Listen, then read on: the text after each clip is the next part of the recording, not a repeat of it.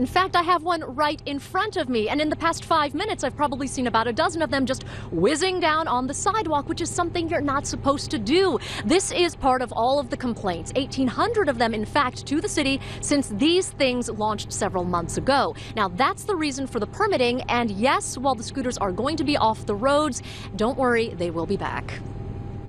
It's pretty obvious where you would park them. Apparently not. Scooters on the ground, getting confiscated, or in the occasional tree. Since their launch several months ago, there have been 500 complaints of scooters not parked in the right place and 1,800 complaints total. Just one of the issues surrounding San Francisco's new scooter culture. All will change when new permitting comes into play. Any scooter company currently operating in the city is required to remove its scooters from city sidewalks by June the 4th. City Attorney Dennis Herrera, along with the SFMTA and San Francisco Public Works, announced the launch of a one-year pilot program.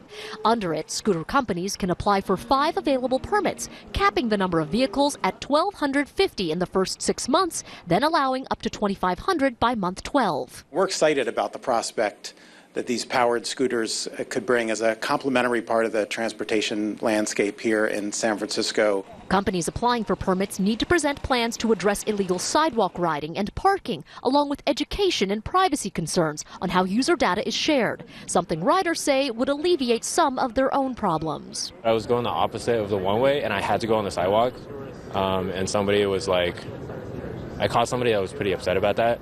But at this, I understand the frustration, but at the same time, there's nowhere else I could go. A decision on who is issued permits is expected by the end of June. But until then, come June 4th, any scooter found on the streets of San Francisco, upright or not, will be subject to impounding and a $100 a day fine.